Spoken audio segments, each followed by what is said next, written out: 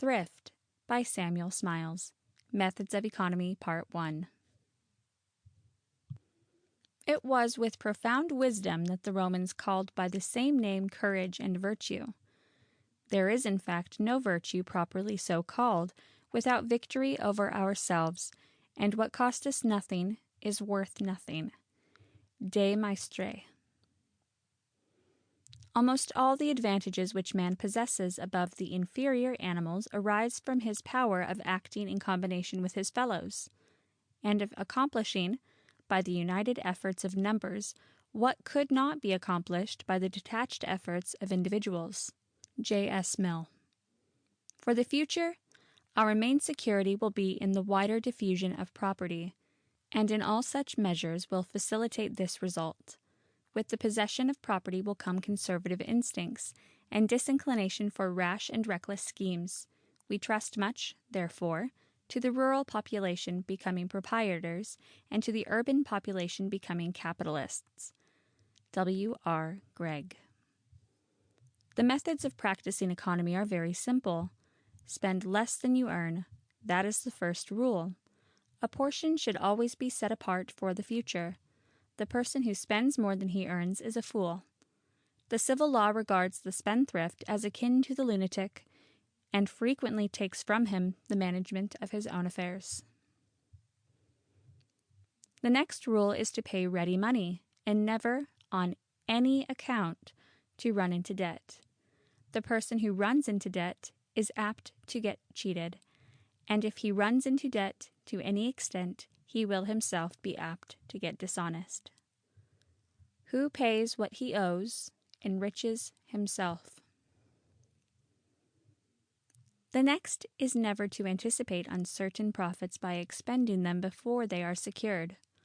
The profits may never come, and in that case you will have taken upon yourself a load of debt which you may never get rid of. It will sit upon your shoulders like the old man in Sinbad. Another method of economy is to keep a regular account of all that you earn, and of all that you expend. An orderly man will know beforehand what he requires, and will be provided with the necessary means for obtaining it. Thus his domestic budget will be balanced, and his expenditure kept within his income. John Wesley regularly adopted this course. Although he possessed a small income, he always kept his eyes upon the state of his affairs. A year before his death, he wrote with a trembling hand in his journal of expenses, "For more than 86 years I have kept my accounts exactly.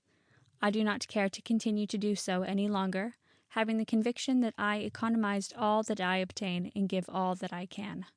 That is to say, all that I have." Besides these methods of economy, the eye of the master or the mistress is always necessary to see that nothing is lost, that everything is put to its proper use and kept in its proper place, and that all things are done decently and in order. It does no dishonor to even the highest individuals to take a personal interest in their own affairs, and with persons of moderate means, the necessity for the eye of the master overlooking everything is absolutely necessary for the proper conduct of business. It is difficult to fix the precise limits of economy. Bacon says that if a man would live well within his income, he ought not to expend more than one half and save the rest. This is perhaps too exacting, and Bacon himself did not follow his own advice. What proportion of one's income should be expended on rent? That depends upon circumstances. In the country, about 1/10. In London, about 1/6. It is, at all events, better to save too much than spend too much. One may remedy the first defect, but not so easily the latter. Wherever there is a large family, the more money that is put to one side and saved, the better. Economy is necessary to the moderately rich as well as to the comparatively poor man. Without economy, a man cannot be generous. He cannot take part in the charitable work of the world. If he spends all that he earns, he can help nobody. he cannot properly educate his children, nor put them in the way of starting fairly in the business of life. Even the example of Bacon shows that the loftiest intelligence cannot neglect thrift without peril.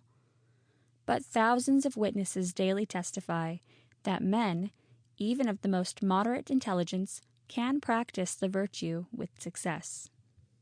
Although Englishmen are a diligent, hard-working, and generally self-reliant race, trusting to themselves and their own efforts for their sustenance and advancement in the world, they are yet liable to overlook and neglect some of the best practical methods of improving their position and securing their social well-being. They are not yet sufficiently educated to be temperate, provident, and foreseeing. They live for the present, and are too regardless of the coming time. Men who are husbands and parents generally think they do their duty if they provide for the hour that is, neglectful of the hour that is to come. Though industrious, they are improvident. Though money-making, they are spendthrift. They do not exercise forethought enough and are defective in the virtue of prudent economy. Men of all classes are, as yet, too little influenced by these considerations. They are apt to live beyond their incomes, at all events, to live up to them. The upper classes live too much for display. They must keep their position in society. They must have fine houses, horses, and carriages, give good dinners, and drink rich wines. Their ladies must wear costly and gay dresses. Thus, the march of improvidence goes on over broken hearts, ruined hopes, and wasted ambitions. The vice descends in society. The middle classes strive to ape the patrician orders. They flourish crests, liveries, and hammercloths.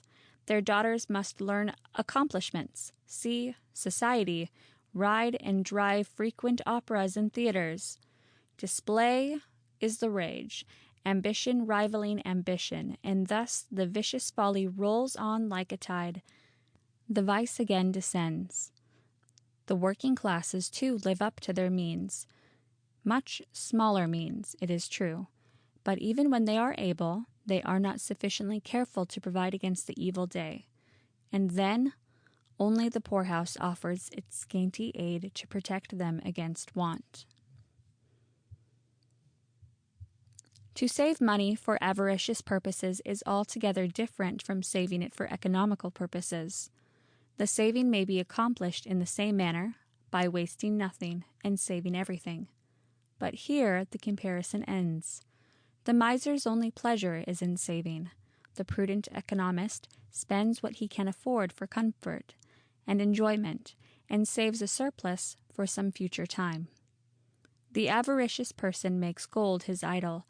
It is his molten calf before which he constantly bows down, whereas the thrifty person regards it as a useful instrument, and as a means of promoting his own happiness and the happiness of those who are dependent upon him. The miser is never satisfied. He amasses wealth he can never consume, but leaves it to be squandered by others, probably by spendthrifts, whereas the economist aims at securing a fair share of the world's wealth and comfort without any thought of amassing a fortune. It is the duty of all persons to economize their means, of the young as well as of the old. The Duke of Sully mentions in his memoirs that nothing contributed more to his fortune than the prudent economy which he practiced, even in his youth, of always preserving some ready money in hand for the purpose of meeting circumstances of emergency. Is a man married? Then the duty of economy is still more binding. His wife and children plead to him most eloquently.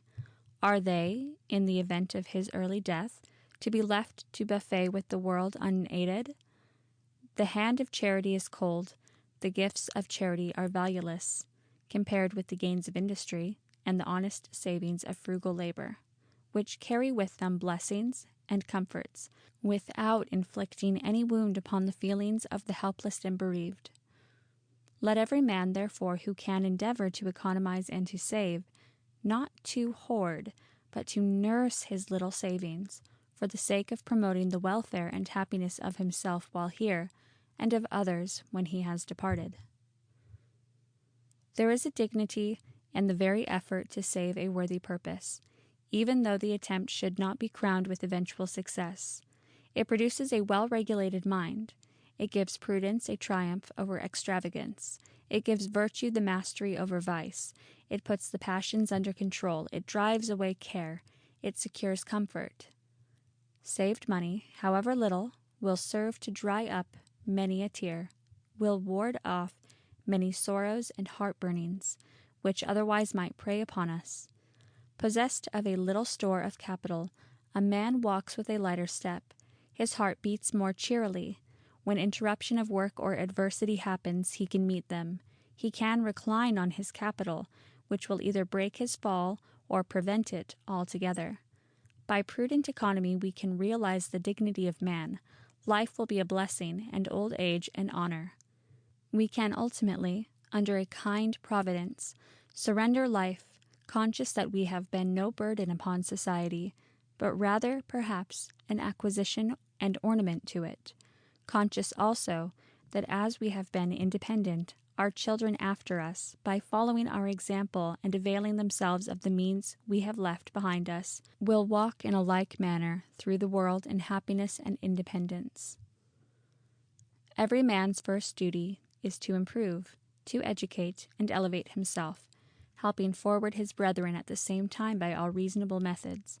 Each has within himself the capacity of free will and free action to a large extent, and the fact is proved by the multitude of men who have successfully battled with and overcome the adverse circumstances of life in which they have been placed, and who have risen from the lowest depths of poverty and social debasement, as if to prove what energetic man, resolute of purpose, can do for his own elevation, progress, and advancement in the world. Is it not a fact that the greatness of humanity, the glory of communities, the power of nations, are the result of trials and difficulties encountered and overcome? Let a man resolve and determine that he will advance, and the first step of advancement is already made. The first step is half the battle. In the very fact of advancing himself, he is in the most effectual possible way advancing others. He is giving them the most eloquent of all lessons, that of example, which teaches far more empathetically than words can teach. He is doing what others are by imitation incited to do. Beginning with himself, he is in the most emphatic manner teaching the duty of self-reform and of self-improvement. And if the majority of men acted as he did, how much wiser, how much happier, how much more prosperous as a whole would society become? For society, being made up of units, will be happy and prosperous, or the reverse, exactly in the same degree as the respective individuals who compose it. Complaints about the inequality of conditions are as old as the world. In The Economy by Xenophon, Socrates asks, "How is it that some men live in abundance and have something to spare, whilst others can scarcely obtain the necessities of life, and at the same time run into debt?" "The reason is," replied Isomachus, "because the former occupy themselves with their business, whilst the latter neglect it." The difference between men consists for the most part in intelligence, conduct, and energy. The best character never works by chance, but is under the influence of virtue, prudence, and forethought. There are, of course, many failures in the world. The man who looks to others for help, instead of relying on himself, will fail. The man who is undergoing the process of perpetual waste will fail. The miser, the scrub, the extravagant, the thriftless, will necessarily fail. Indeed, most people fail because they do not deserve to succeed.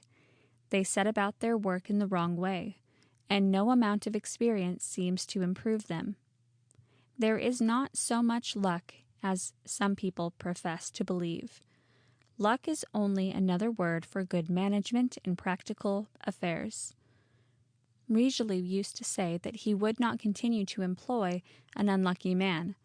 In other words, a man wanting in practical quantities and unable to profit by experience. For failures in the past are very often the auguries of failures in the future. Some of the best and ablest of men are wanting in tact. They will neither make allowance for circumstance nor adapt themselves to circumstances. They will insist on trying to drive their wedge the broad end foremost. They raise walls only to run their own heads against. They make such great preparations and use such great precautions that they defeat their own object. Like the Dutchman mentioned by Washington Irving, who, having to leap a ditch, went so far back to have a good run at it that when he came up he was completely winded and had to sit down on the wrong side to recover his breath. In actual life, we want things done, not preparations for doing them, and we naturally prefer the man who has definite aims and purposes and proceeds in the straightest and shortest way to accomplish his object, the one who describes the thing to be done and spins fine phrases about doing it. Without action, words are mere maundering. The desire for success in the world, and even for the accumulation of money, is not without its uses. It has doubtless been implanted in the human heart for good rather than for evil purposes. Indeed, the desire to accumulate forms one of the most powerful instruments for the regeneration of society. It provides the basis for individual energy and activity. It is the beginning of maritime and commercial enterprise. It is the foundation of industry, as well as of independence. It impels men to labor, to invent, and to excel. No idle or thriftless man ever became great. It is amongst those who never lost a moment that we find the men who have moved and advanced in the world, by their learning, their science, or their inventions. Labor of some sort is one of the conditions of existence. The thought has come down to us from pagan times that labor is the price which the gods have set upon all that is excellent. The thought is also worthy of Christian times. Everything depends, as we shall afterwards find, upon the uses to which accumulations of wealth are applied. On the tombstone of John Deneau, of New Orleans, the following maxims are engraved as the merchant's guide to young men on their way through life.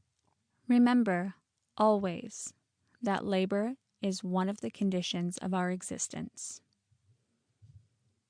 Time is gold. Throw not 1 minute away, but place each one to account. Do unto all men as you would be done by. Never put off till tomorrow what can be done today. Never bid another do what you can do yourself. Never covet what is not your own. Never think any matter so trifling as not to deserve notice. Never give out what does not come in. Do not spend, but produce. Let the greatest order regulate the actions of your life. Study in your course of life to do the greatest amount of good. Deprive yourself of nothing that is necessary to your comfort, but live in honorable simplicity and frugality. Labor then to the last moment of your existence. Most men have it in their power, by prudent arrangements, to defend themselves against adversity, and to throw up a barrier against destitution. They can do this by their own individual efforts, or by acting on the principle of cooperation, which is capable of an almost indefinite extension.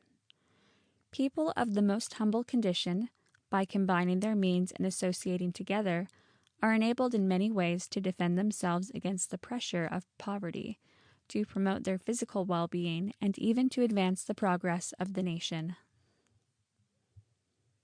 A solitary individual may be able to do very little to advance and improve society, but when he combines with his fellows for the purpose, he can do a very great deal. Civilization itself is but the effect of combining.